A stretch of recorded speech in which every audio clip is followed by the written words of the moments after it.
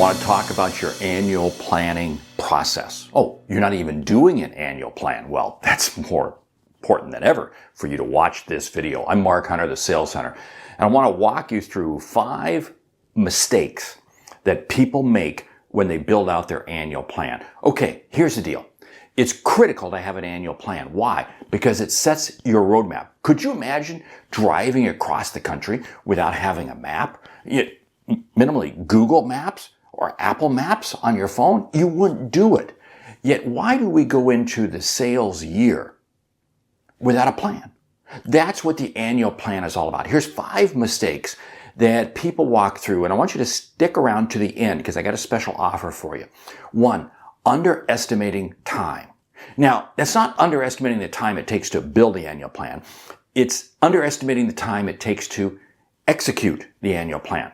People will put in their annual plan, I'm going to do these number of new accounts, I'm going to do this, and they fail to realize that the calendar, the 12-month calendar, just doesn't accommodate for it. And 2, underestimating time in terms of they think they have 365 days. You don't. You've got to build your annual plan around where it's a 10-month plan. Why? Because November and December, you don't know what's going to happen.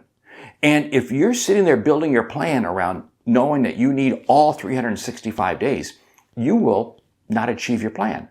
Be very careful in terms of how you estimate the amount of time that it's going to take to do something. It's always going to take you more time than you expect. Just accept that fact. Number 2, failing to do a SWOT analysis. A SWOT analysis: strengths, weaknesses, opportunities, and threats. We've all heard the process, but do we do it? But here's the thing. Strengths and weaknesses are internal to you. That's your selling process, your company. Opportunities and threats are external. And you got to look at that in that lens. And you got to take a critical eye to it. Now, the SWOT analysis also takes on another dimension when you do a SWOT analysis for your major customers. You may have 2 or 3 customers that do, 50, 60% of your business. Great, terrific, fine. What you want to do is you want to put yourself in their shoes and say, what would a SWOT analysis look for that particular account, for that customer? Here's why. It's going to give you a good perspective as to the environment that you're going to be facing.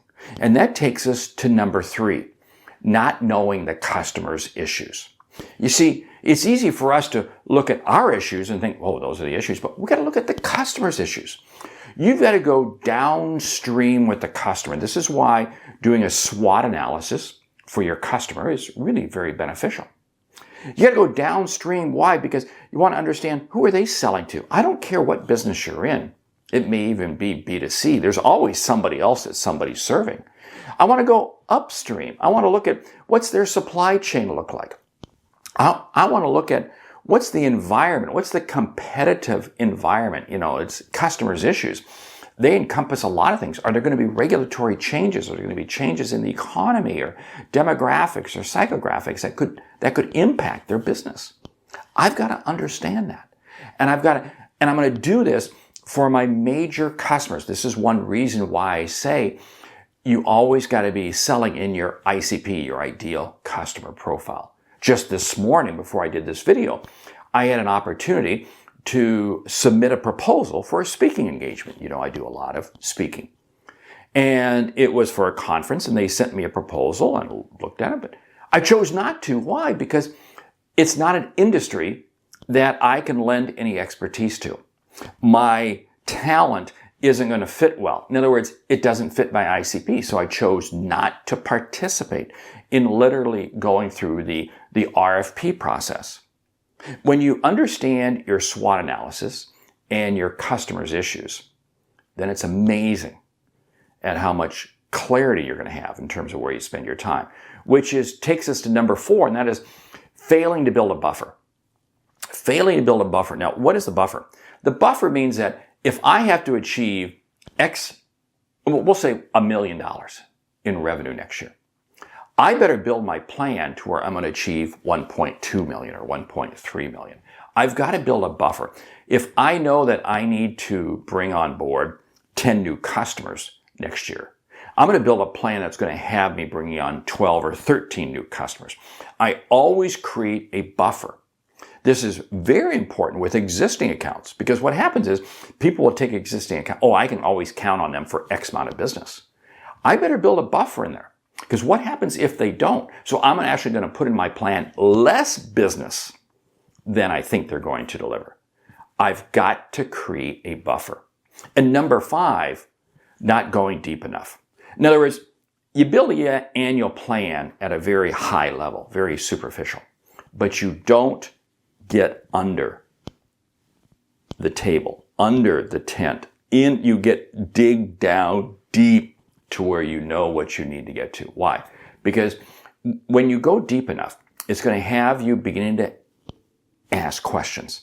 Wait a minute. If this customer is going to do this for me next year, how do I know that's going to happen? Why? What are going to be the resources? What's going to be the time? What's going to be the effort? What are going to be all of the implications I need to factor in? Is this going to happen? You want to make sure that you go deep enough in your annual plan because this is going to save you a tremendous amount of time later on. And it's also going to allow you to remain very efficient. Okay, here's the deal. I'm doing a course and I want you to participate in it. It's an annual planning masterclass. Catch the link. We're putting it right here for you. And I want you to register for it. Why? Because in this 2.5-hour session, you're going to get a 37-page, it's up to 37 pages now. It could be even longer by the time you get it. Workbook that you're going to work through. And it's going to help you make sure that you don't have any of these 5 annual planning mistakes I've gone through. But more importantly, you're going to have a plan that you're going to be able to execute. Because if you've ever fallen short in your numbers, this is the way to prevent it. I'm going to give you the plan, going to show you how to execute it, and it's going to make next year your most successful year. Hit the link, check it out, and I'll see you in the annual planning masterclass. I'm Mark Hunter, the Sales Hunter. Great selling.